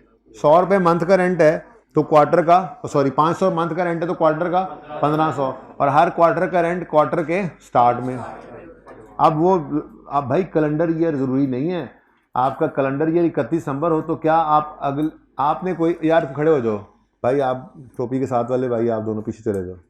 हाँ, अगले वालों को तो मैंने माफ़ कर दिया था, ये चुप कर गए थे, आप नहीं चुप कर रहे। आप भाई कैप वाले भाई, आप ब्लू शर्ट के पीछे वाले भाई, आप पीछे चले जाओ। चलें बेटा जल्दी करें, पता होता है जो बोलो तो उसे पता होता है, जल्दी करें। लग भी नए बच्चे रहे हैं मुझे, हैं नए, अपने ही गिराते हैं नशेमंद बिजली। तुम लोगों से उम्मीद नहीं थी। तुमसे सामने वालों को मैंने ऐसे गुस्से से देखा है, वो एक इधर छुप गया, चुप करके बैठ गया, एक बात कर रहा हूं, तुमने कहा ठीक है, उनको कहा, उसने हमें तो नहीं कहा, हम तो बोलेंगे। बोलो फिर आप उधर ही खड़े होकर। अच्छा जी सुने भाई, देखो बड़ी अहम बात कर रहा था। आपका फाइनेंशियल ईयर और आपके मकान या दुकान मालिक का, लैंडलॉर्ड का एग्रीमेंट ज़रूरी नहीं है कि ये सेम ही हो। आपने दुकान किराए पे लेनी है, आपको जी मेरा फाइनेंशियल ईयर तो 31 दिसंबर पे एंड होता है, तो मैं तो 1 जनवरी तक इंतज़ार करूंगा। अब फरवरी के अंदर खड़े होकर आपने दुकान बनाने को सोचा और 11 महीने दुकान क्यों नहीं बनाई? एग्रीमेंट मैंने 1 जनवरी करना है। क्या ऐसा होता है? ज़रूरी नहीं है कि हमारा कैलेंडर ईयर और हमारे एग्रीमेंट का ईयर, बल्कि कैलेंडर ईयर नहीं, मैं गलत अल्फाज बोले, फाइनेंशियल ईयर की बात। कैलेंडर ईयर तो वैसे ही चेंज हो सकता है हमारे फाइनेंशियल ईयर से, तो यूं बोलना चाहिए था मुझे, हमारा फाइनेंशियल ईयर और रेंट एग्रीमेंट का ईयर ये सेम हो ज़रूरी नहीं है। पहले सवाल में सेम था, दूसरे में बदल गया, तो हम अपने फाइनेंशियल ईयर पे कायम रहेंगे। एग्रीमेंट 1 जनवरी को भी हो सकता है, 1 फरवरी को भी हो सकता है, 1 मार्च को भी हो सकता है, 1 अप्रैल को भी हो सकता है, उसी हिसाब से फिर देखते रहेंगे। अब बात समझे हो? ठीक है, तो यहां पे एक तो 1 फरवरी पे रेंट एग्रीमेंट शुरू हो रहा है हमारा, और दूसरा एडवांस का सवाल है, तो ध्यान से देख लेना। क्लोजिंग में हो सकता है प्रीपेड निकले, हो सकता है पेएबल निकला है। ठीक है, होमवर्क में क्वेश्चन। उसके बाद क्वेश्चन 4 और 5 और 6 ये मैंने आज नहीं करवाए, उसकी वजह इनमें था लोन और इंटरेस्ट। ठीक है, तो ये फिर वैसे नीयत थी कि आज सिखा दूंगा, लेकिन वो 2 टाइप्स का ट्रायल होता है, वो सिखाने की तरफ चला गया, और फिर उसके बाद कहानी खत्म, बात गल बद गई सी फिर। ठीक है ना? अच्छा हाँ जी, अच्छा जी। तो क्वेश्चन नंबर 7 असल में मैंने करवाना था, उससे पहले एक लफ्ज़ मैं बोल बैठा कि ट्रायल में तो पेड की फिगर होती है। आप लोग पीआरसी पढ़ के आए हैं, आपको उस्तादों ने यही बात सिखाई होगी कि ट्रायल में कैश पेड पड़ा होता है। ट्रायल में कैश पेड पड़ा होता है को प्रूफ करने लग गए थे हम, उस चक्कर में जो है ना फिर हमारी क्लास जो है वो सारी जाती रही। ठीक है ना, वो कोई बात नहीं, हमने बड़ा अहम काम कर लिया, सरअंजाम दे लिया, और उसके बाद फिर ट्रायल के 1-2 सवाल भी मैंने एक सवाल भी करवा दिया था, तो फिर मैं खुले दिल से होमवर्क दे सकता था आपको। बड़े बड़े इंपॉर्टेंट सवाल होमवर्क में दे दिए फिर मैंने आपको। ठीक है जी। अच्छा सुनो, बचपन से सुना हुआ है आपने, आके बैठ जाओ यार, अब अहम बात शुरू हो रही है, जल्दी से आ जाओ। किताबें तुम लोग नहीं लेकर गए, आइंदा जो सजा के तौर पे खड़ा होगा ना भाई, वो रजिस्टर लेके जाएगा, क्योंकि वापस तो उसने आना नहीं। अब मत बोलना, थोड़ा थोड़ा फासला रखो। हाँ जी ओके। उस्तादों ने, मैंने कहा बचपन में आपको पीआरसी में इंट्रो पढ़ाते हुए बताया होगा कि ट्रायल में कैश पेड की फिगर पड़ी होती है। ठीक है, 99% ट्रायल्स ऐसे ही होते हैं, बल्कि आपकी ज़िंदगियों में शायद ऐसे ही ट्रायल आए हों जिनमें कैश पेड की ही फिगर होती है। उसकी वजह यह है कि आपसे उसने एक रूल की एडजस्टमेंट करवानी होती है, तो ऐसा ट्रायल आपको नहीं देगा जिसमें एक्सपेंस पड़ा हो और प्रीपेड और पेएबल भी निकाल के वो दे दे। ये ऐसा कभी नहीं हुआ। शायद जब इंट्रो कैफ में होती थी ऊपर, तो किसी ज़माने में एक आध ऐसा सवाल आया भी हो, वैसे ऐसा कभी हुआ नहीं। ठीक है, तो चलो हम ज़रा उन टाइप्स की तरफ चलते हैं। मैदान मैंने बनाया हुआ, ये देखो, डाटा सारा फिल करेंगे। ठीक है, यहाँ पर हम बात करेंगे एक टाइप 1 की। ठीक है, जो आज तक आपने देखा हो, तो टाइप 1 भाई आप ना साथ साथ नोट ना करें, ये आपके लिए इस तरह से मैं नोट करता होता हूँ, आप फिर पिक्चर भी ले सकते हैं, वैसे दिल करेगा तो नोट भी कर लेना, लेकिन फ़िलहाल सिर्फ देखें। ये देखें, अब इसमें क्या नोट करना है, सब्र कर दें। अच्छा जी प्यारे बच्चों, एग्जाम्पल मैंने बनाई पिछली क्लास में, बल्कि उस पिछले सेशन में भी ऐसे ही बनाई थी। आसान सी एग्जाम्पल में बनाता होता हूँ कि अज्यूम करो इलेक्ट्रिसिटी हर महीने 1 रुपये। तुम आज के बाद इस कोने पे नहीं बैठोगे, ये सुन लो मेरी बात, उस कोने पे बैठना ताकि वक्त बढ़ने पर मैं तुम्हें उठा के खड़ा कर दूं, वापस फिर आ जाओ, फिर जाना आना लगा रहे तुम्हारी, वरना तो तुम्हें जितनी जमाइयाँ आ रही हैं, तुमने सारी क्लास का माहौल ख़राब किया हुआ। आइंदा इधर नहीं बैठोगे, पक्के बैठते भी यहाँ पे कोने पे बैठा करो। ठीक है ना, इसको भाई कोने पे बैठाया करें, इस रो के। अच्छा जी, मैं अज्यूम ये कर चुका था पिछली क्लास में, अब कि अज्यूम करें हर महीने का बिजली का बिल है 1 रुपया, तो फिर 12 महीनों का कितना बनेगा? 12 रुपये। ठीक है, अच्छा अब हमने 11 रुपए का बिजली का बिल पे किया। ये वो वाली अकाउंटिंग है जो बिल्कुल बेसिक में इंट्रो के उस्तादों ने आपको सिखाई थी, वो वाली अकाउंटिंग है। 11 रुपए का इलेक्ट्रिसिटी का बिल पे कर दिया, एंट्री बताओ। मकसद कहने का यह है कि FAR 1 में जितनी इंट्रो इस्तेमाल होगी हमने ऐसे ही पढ़नी है, ठीक है ना। हाँ अच्छा, तो electricity expense debit cash credit, तो हमने यहाँ पे अगर लिखा electricity expense debit cash credit कितने से जी, 11 से। और सेकंड एडजस्टमेंट लिखी हुई थी वही बेसिक्स के वहीं पर के 12/6। अज्यूम करें रेंट भी हर महीने 1 रुपये है और लिखा हुआ है 18 रुपये पे कर दिए, एंट्री बोलो। Rent expense debit electricity, rent expense debit cash credit 18 रुपये से, साल खत्म हो गया। क्लोजिंग बैलेंसेस, यहां से क्लोजिंग ट्रायल, ये CD का मतलब मैंने शुरू में बता दिया था। कुछ बच्चे होते हैं जो इस तरह से मैंने कहा था पढ़ के आते हैं कि यहाँ पे प्रॉफिट एंड लॉस लिखा होता है, उन्होंने वो डायरेक्ट प्रॉफिट एंड लॉस की फिगर बता रहे होते हैं। हम CD लिखकर ये कहते हैं कि यहाँ से जाएगा ट्रायल में, ट्रायल से जाएगा इनकम स्टेटमेंट में, वो बात वही होती है, ठीक है ना। तो कैरी डाउन कितना है जी, 11, और यहाँ पे कैरी डाउन 18, ठीक है। अब ये क्लोजिंग्स जाएंगे ट्रायल में, तो ट्रायल में नजर आ रहा है इलेक्ट्रिसिटी एक्सपेंस 11 और रेंट एक्सपेंस 18, ठीक है। अब मेरा सवाल आपसे, मेरा सवाल है आपसे कि ये फिगर पेड की है या एक्सपेंस की। अभी ये बात पूरी नहीं है। अगर ये, इधर देखो, अगर ये ट्रायल गिवन हो और अदर इंफॉर्मेशन में कुछ भी और ना बताया गया हो तो ये टाइप 0 वाला ट्रायल है। मैंने टाइप 1 और टाइप 2 पढ़ानी थी लेकिन जहन में आ गया, इससे भी अलावा एक बहुत ही सिंपल केस हो सकता है, वो ये है क्या, वो वाली बात जहन से निकाल दो जो मैंने बोली है कि हर रुपए का एक्सपेंस एक है और इलेक्ट्रिसिटी या सेल इसका रेंट का, ठीक है ना। वो बात भूल जो मैंने बताई है। सिंपल, आपके सामने एक ट्रायल है, उसमें रेंट पड़ा है और इलेक्ट्रिसिटी पड़ा है और अदर इन्फॉर्मेशन में कुछ भी नहीं पता, तो ये जो एक्सपेंस है यही पेड है, जो एक्सपेंस है यही पेड है। प्रॉफिट एंड लॉस में 11 का इलेक्ट्रिसिटी एक्सपेंस, 18 का रेंट एक्सपेंस। मैं कह रहा हूँ वो बात भूल जाओगे हर महीने का एक है, छोड़ो ना बस, ठीक है, मतलब यही है टोटल, ठीक है। अदर इन्फॉर्मेशन कुछ नहीं लिख रही है, तो ये 11 और 18 का एक्सपेंस प्रॉफिट एंड लॉस में चला जाएगा और बैलेंस शीट में कुछ भी नहीं जाएगा, ठीक है। लेकिन ये टाइप 0 का ट्रायल है, ये थोड़ा ही मैंने आपको समझाना है, ये तो बिल्कुल बचपन वाला है। जब आप बेसिक्स के अंदर पहली बार इनकम स्टेटमेंट बनाते हो तो शायद इस तरह की बनाते हैं, ठीक है। अब आगे बढ़ते हैं। हमारे इस ट्रायल के, आपको पता है ये पेड की फिगर है, क्यों, क्योंकि आपको मैंने बताया हुआ है कि 1 रुपया रेंट एक्सपेंस है, 1 रुपया सैलरी एक्सपेंस है, ये पता ही थोड़ा ही होता है आपको, ठीक है।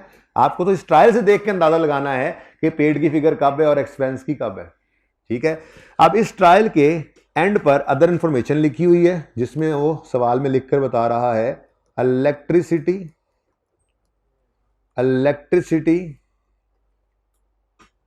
Of ₹1 is still payable.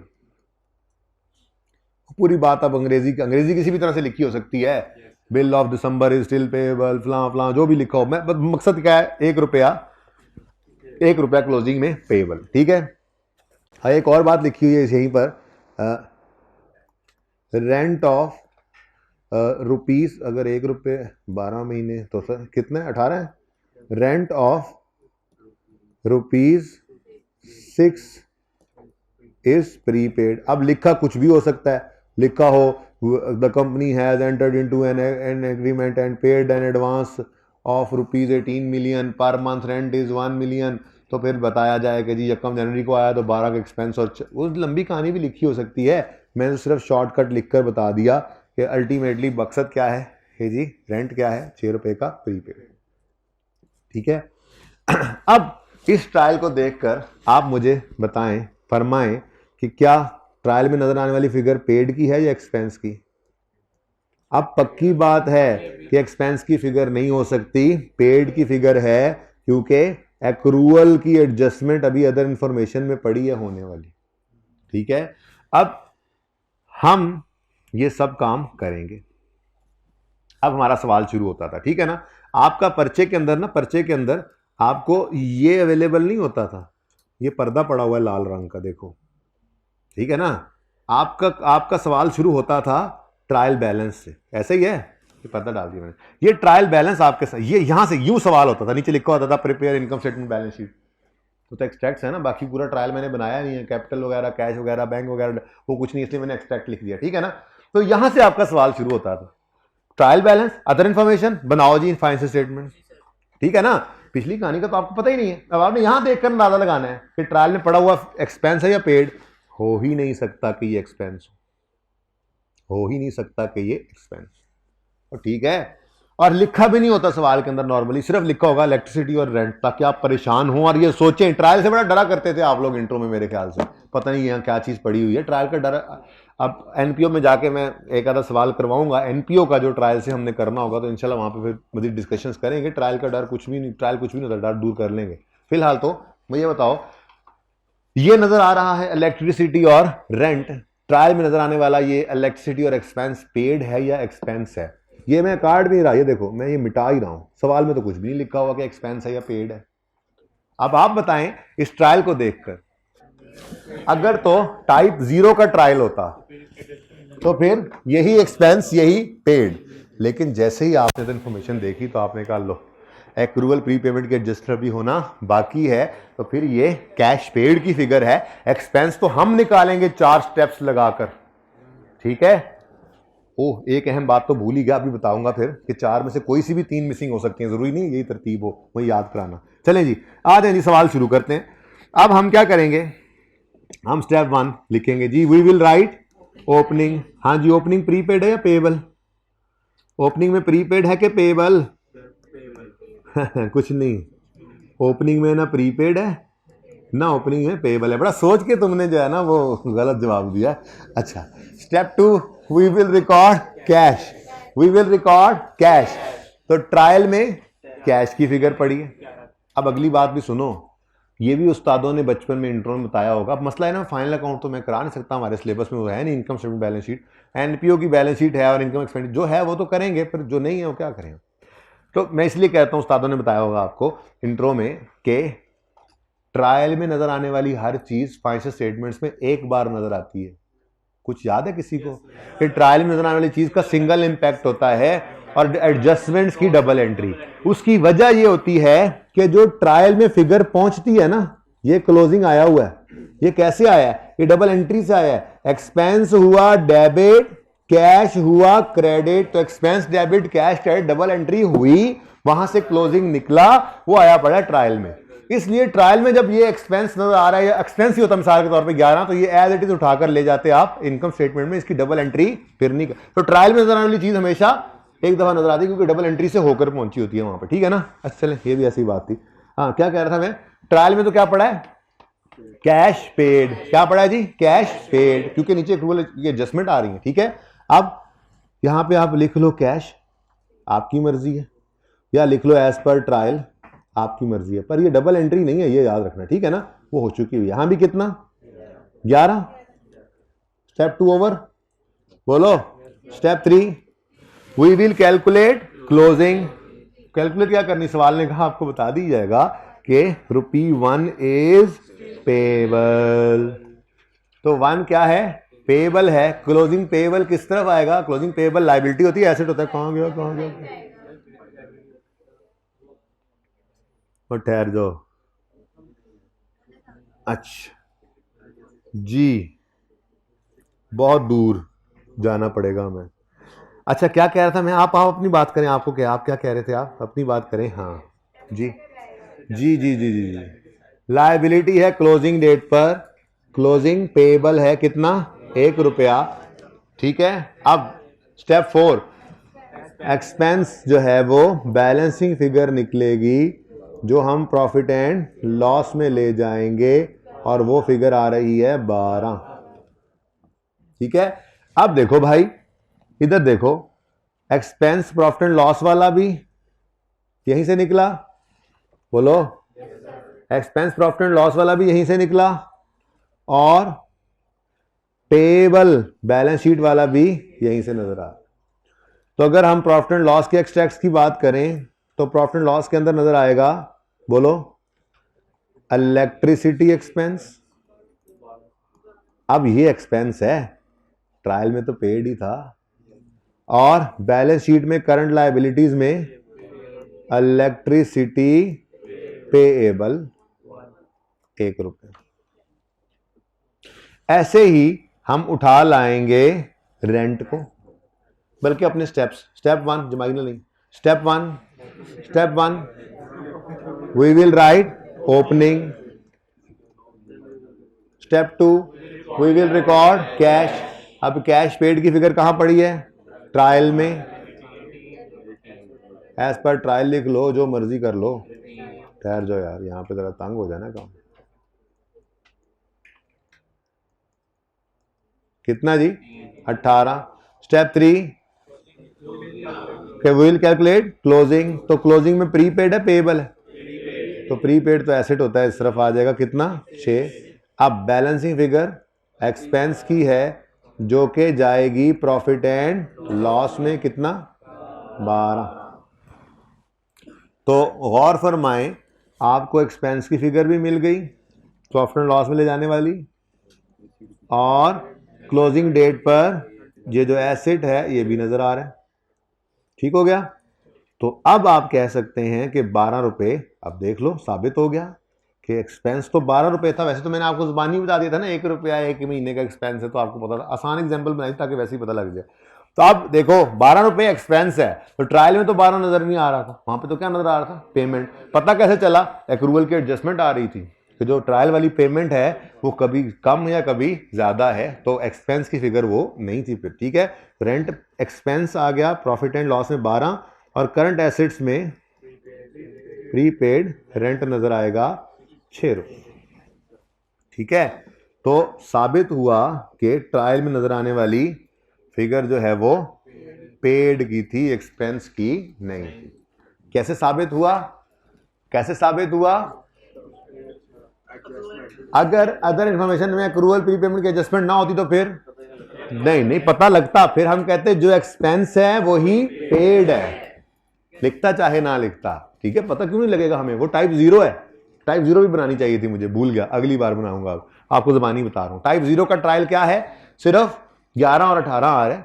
ठीक है, यानी मिसाल के तौर पर 12 रुपए होता है, 11 18 आ रहा है, अदर में कुछ नहीं बताया हुआ तो खामोश है, तो फिर हम क्या कहेंगे, जो एक्सपेंस था वही पेड। दूसरा हमारे सामने आया, ट्रायल में नजर आ रहा है 11 और 18, सवाल ने साथ नहीं लिखा ये एक्सपेंस है कि पेड है, वो लिख भी दे तो हमने कभी परेशानी हो, हमने अपने असूल लगाने। ट्रायल ने पड़ी फिगर एक्सपेंस की या पेड की, अदर इंफॉर्मेशन में देखा तो आपको नजर आई एक्रूवल की एडजस्टमेंट्स, तो आपने कहा फिर तो ये कौन सी फिगर है, पेड। अच्छा, वैसे ना 99% केसेस में आपके सामने वही ट्रायल आता है, इसलिए इंट्रो में उस्ताद क्या दिया करते थे, ट्रायल में तो हमेशा पेड की फिगर ही होती है, क्योंकि उन्हें पता होता था कि उस पर्चे में आपसे उसने यही वाला ट्रायल पूछना है, जो अब बनाने लगा वो थोड़ा ही पूछेगा, उसमें तो आपको कुछ करना ही नहीं पड़ेगा सारा कुछ उसने करके दे देना है, तो फिर आपने क्या करना है। तो दूसरी टाइप का ट्रायल देखते हैं आप। अच्छा, अब ये जनाब पढ़ा लिखा अकाउंटेंट है, ठीक है, और इस पढ़े लिखे अकाउंटेंट ने बिल पे किया 11 रुपए का टोटल, और साथ ही इसने पूछ भी लिया ओनर से या एडमिन वालों से कि भाई साहब ये जो 11 का बिल है, ये 11 का बिल पूरे साल का है या कुछ कम ज़्यादा है। तो उन्होंने कहा ये सिर्फ नवंबर तक के बिल्स हैं, दिसंबर का बिल अभी आया है, पे हम करेंगे 5 तारीख को जनवरी में जाके। तो उसने कहा अच्छा, इसका मतलब 1 महीने का तो पेएबल है। उसने फटाफट यहाँ पे लिखा 1 रुपए का पेएबल, ठीक है, और साथ ही उसने एक्सपेंस की फिगर निकाली, जो प्रॉफिट एंड लॉस वाली फिगर होती है, बैलेंसिंग, ठीक है, कितनी, 12। ऐसे ही उसने रेंट पे करते हुए अकाउंटेंट ने 18 का जब रेंट पे किया तो उसने एडमिन वालों से पूछा तो कौन सी बिल्डिंग ली है, ये जी साथ वो दुकान नहीं बना रहे हैं। अच्छा, कितने अरसे का रेंट है ये, 18 महीनों का जी, आज ही एडवांस दे दिया, 1.5 साल का हमने किराया एडवांस दिया। अच्छा, यानी कि इसमें से 4 तो प्री पेमेंट है, सॉरी 6, ठीक है, तो फिर 12 क्या हो गया, एक्सपेंस। अब ये चूंकि पढ़ा लिखा अकाउंटेंट था तो इसने सारा काम कर दिया ऑलरेडी। अब जब इसने ट्रायल बनाया तो इसके ट्रायल में नजर आया इलेक्ट्रिसिटी 12 रुपए और पेएबल, बल्कि मैं यूं लिखता हूं closing electricity payable, closing electricity payable 1 रुपया।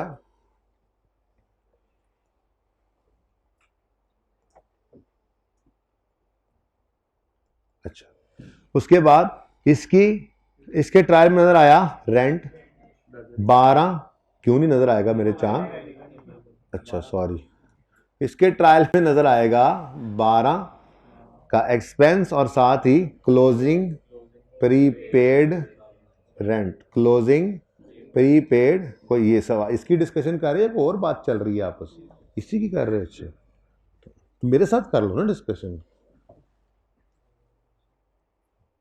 6 क्यों? अब बताएं जी, क्या ऐसा ट्रायल आपको देगा? नहीं देगा। इधर देखो, इधर देखो मेरे बच्चों, मेरे प्यारे बच्चों, इधर देखो, कोई अदर इंफॉर्मेशन में कोई बात नहीं बताई गई है। और अगर ऐसा ट्रायल आपके सामने हो तो देखो, आपने कुछ नहीं करना, आपने फिगर्स उठाते जाना है और इधर प्लेस करते जाना है। इलेक्ट्रिसिटी, इलेक्ट्रिसिटी मैंने लिखा नहीं साथ एक्सपेंस, लेकिन आप श्योर हैं, कह सकते हैं कि ये एक्सपेंस ही है, क्योंकि क्लोजिंग पेएबल और प्रीपेड ट्रायल में नजर। ऐसा ट्रायल कभी देखा था आपने क्लोजिंग प्रीपेड पेएबल पढ़े हो? वो ऐसा ट्रायल आपको देता ही नहीं था, क्योंकि ऐसे ट्रायल को देने से क्या होना था, इधर देखो आपने लिखना था इलेक्ट्रिसिटी एक्सपेंस 12, रेंट एक्सपेंस 12, फिर इलेक्ट्रिसिटी पेएबल, इलेक्ट्रिसिटी पेएबल 1 रुपया और प्रीपेड रेंट 6 रुपए। अब भला बताओ, ये देखे आपसे उसने कोई काम नहीं करवाना था? इसलिए कभी इस तरह का ट्रायल आपको नजर नहीं आता था, और उस्ताद कह देते थे कि ट्रायल में तो पेड की फिगर होती है। हो नहीं, जरूरी नहीं है कि ऐसा हो सकता है कभी ट्रायल में एक्सपेंस की फिगर पड़ी हो, लेकिन उस ट्रायल की निशानी क्या होगी? उस ट्रायल की निशानी होगी कि क्लोजिंग प्रीपेड और क्लोजिंग पेएबल जो है वो ट्रायल के अंदर ही नजर आ रहे होंगे, और अदर इंफॉर्मेशन में एक्रूवल की कोई एडजस्टमेंट नहीं होगी। अच्छा, अब एक तो था टाइप 0 और दूसरा टाइप 1, तीसरा टाइप 2, एक टाइप 4 भी हो सकती है, पर वो भी मैंने बतानी नहीं है, ठीक है? वो सिर्फ जबानी, वो क्योंकि वो अलग, क्योंकि उसको अलग करने की मैं को जरूरत समझ नहीं रहा जरूरी, ठीक है? वो क्या है? वो ये है कि एक्सपेंस की फिगर हो, क्लोजिंग प्रीपेड पेएबल भी हो, लेकिन ऐसे ही लिख दे, ये क्लोजिंग पेएबल थोड़ा गलत हो गया है, ये क्लोजिंग प्रीपेड थोड़ा गलत हो गया, तो गलती भी तो हो सकती है ना, पर वो भी फिर छोड़ दो, वो भी साइड पे रखो, ये उसकी बात भी नहीं कर रहा। मैं तो सिर्फ आपको ये समझाने निकला था आज, मैं तो सिर्फ ये समझाने निकला था आज कि जो आप उर्फ़े आम में सुन लिया करते थे ना कि ट्रायल में तो हमेशा पेड की फिगर होती है, वो इस ट्रायल में पेड की फिगर होती है जिसके अंदर क्लोजिंग एडजस्टमेंट्स गिवन होती हैं एक्रूवल प्रीपेमेंट की। लेकिन अगर ट्रायल के अंदर ही आपको क्लोजिंग एक्रूवल और प्रीपेमेंट्स नजर आ जाएं, तो ऐसे ट्रायल में नजर आने वाली फिगर पेड की नहीं होती बल्कि एक्सपेंस की होती है, ठीक है? इसको मैं कह सकता हूं ये एक्सपेंस है, पेड नहीं। डन जी, सही है? चले, पिक्टूरे लेनी है तो 1 मिनट सब्र करें।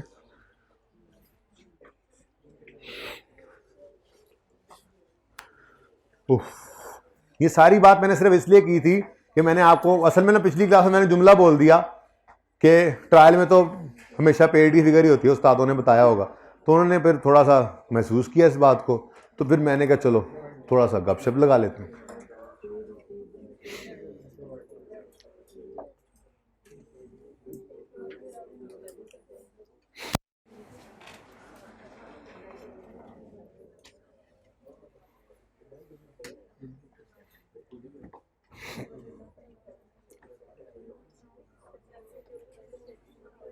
समझ आइए सबको?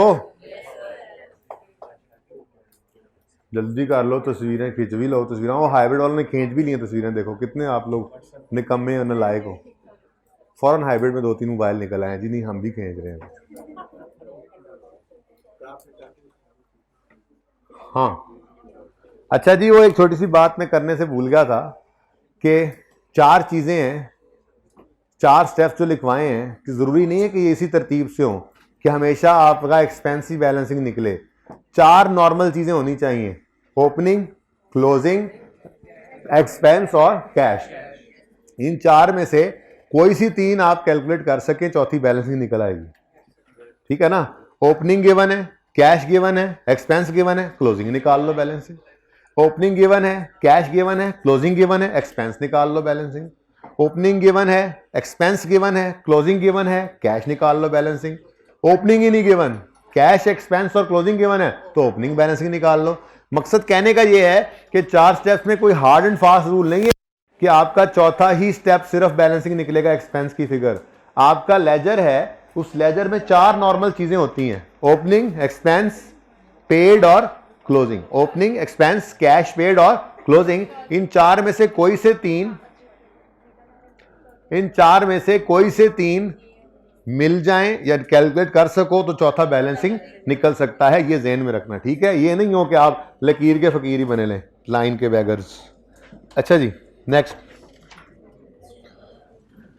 ये असल में सवाल कराना था आपको, बस ये सवाल का। हाँ जी, टाइम जिसका हो गया चला जाए। Question number 7, following are the, ये 1.5 मिनट के सवाल नहीं है बेटा, बातें नहीं करें प्लीज, खामोश रहें, हाइब्रिड वाले भी। Following are the extracts from trial. Rent expense trial में गिवन है 90। अब लिख भी दिया एक्सपेंस, धोखा नहीं खाना। नीचे क्या लिख रहा है अदर इंफॉर्मेशन में, rent accrued at 31 December 8 is 12, तो धोखा नहीं खाना। अदर इंफॉर्मेशन में क्लोजिंग पेएबल गिवन है, तो पक्की बात है कि ट्रायल में पड़ा हुआ रेंट पेड है। एक्सपेंस लिखता भी है तो हम धोखा नहीं खाएंगे। बात समझ गए? ठीक है, तो चलो अपने इस स्टेप्स पे चलते हैं। ये जी रेंट एक्सपेंस का लेजर बनाना है। Step 1 we will write opening, है जी ओपनिंग है नहीं, लिखने की जरूरत नहीं। Step 2 we will record cash. अब चूंकि अदर इंफॉर्मेशन में एक्रूवल की एडजस्टमेंट है तो फिर ट्रायल में कैश पेड की फिगर है, तो ट्रायल से इसको उठा लो 90। Step 2 we will record cash, हमने यहां पर लिख दिया एज पर ट्रायल या कैश, जो मर्जी लिख लो, पर इतने गुस्से से ना लिखो, मार्कर दूसरा यूज कर लो। तो कैश या एज पर ट्रायल कितना है जी, 90,000, बस 90 कर लो, ठीक है। Step 3 we will calculate closing. सवाल ने कहा क्यों इतनी मुश्किल काम सीख लिया आपने? मेरी तरफ से तो आसानी है, मैं बताता हूँ, कैलकुलेट ना करो, मैं बताता हूँ क्लोजिंग कितना है। रेंट क्लोजिंग में एक्रूड है, ओइंग है 31 दिसंबर पे कितना 12, तो क्लोजिंग डेट पे भाई पेएबल है, जरा बताना क्लोजिंग डेट पे पेएबल है किस तरफ आएगा? आज बहुत नींद आई हुई है तुम्हें, है ना जी। क्लोजिंग पेएबल जी कितना 12, तो बैलेंसिंग फिगर एक्सपेंस की निकल आएगी, यानी रेंट एक्सपेंस की, जो कि प्रॉफिट एंड लॉस में जानी है कितनी जी,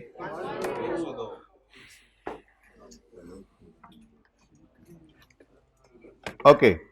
तो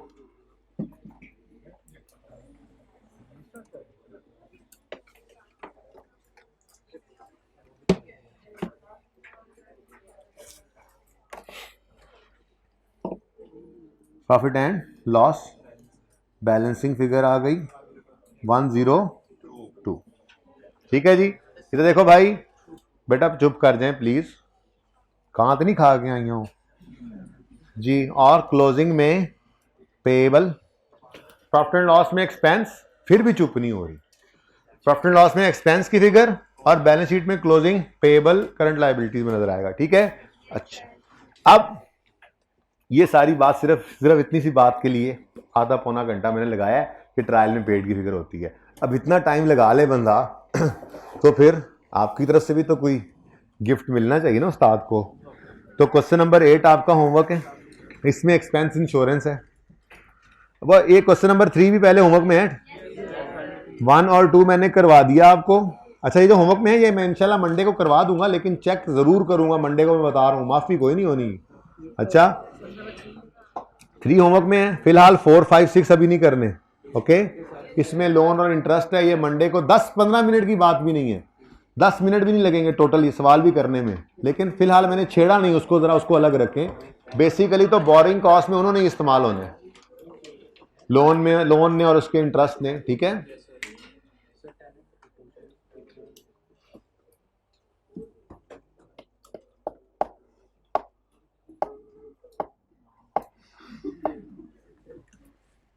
अच्छा जी, क्वेश्चन नंबर 8 होमवर्क में, 9 होमवर्क में कोई 1-2 सवाल फंसेगे भी सही, ऐसे नहीं है कि कोई बिल्कुल सारे ही हो जाएंगे, कोई मसला नहीं।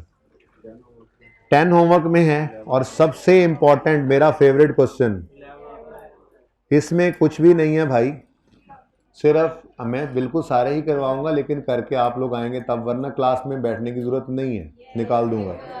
अच्छा जी सुने,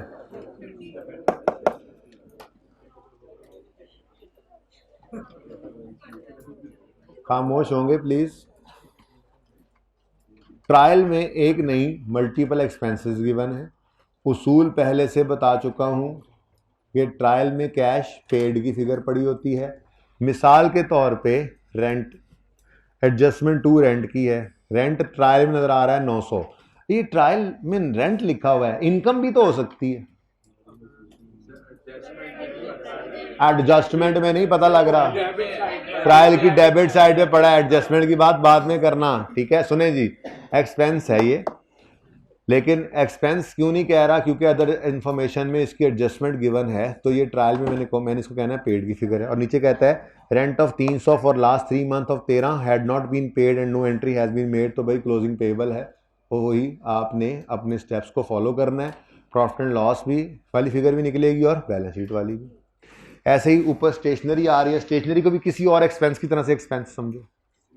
ये कॉलेज वालों ने मार्कर खरीदे, डस्टर खरीदे, रख लिए, सारे इस्तेमाल नहीं हुए, तो क्लोजिंग डेट पे जो बच गए वो जैसे एक्सपेंस प्रीपेड में एसेट है, ये क्लोजिंग में स्टॉक में एक एसेट बन जाता है। तो ओपनिंग पड़ा है, खरीदा है कैश पे करके, क्लोजिंग पड़ा है, बाकी का कंज्यूम हो गया, वो एक्सपेंस है। इसी तरह से हर एक क्वेश्चन, हर एक स्टेप है इसके अंदर। लेकिन मेरी तसल्ली तब होगी, अगले पे भी होमवर्क लिखा हुआ है, मेरी तसल्ली तब होगी जब हम इनकम स्टेटमेंट और बैलेंस शीट के एक्सट्रैक्ट्स भी बनाएंगे। इस सवाल की गलती सही कर लो, जिन्होंने किताबें बंद करके बैग में डाल दी थी, निकाल के। यहाँ पर 31 दिसंबर 12 गलती से लिखा हुआ है, इसको 31 दिसंबर 13 कर लीजिए। मैं फिर इस दफ़ा भूल गया हूँ। ये पेज नंबर 468 पे हम चल रहे हैं।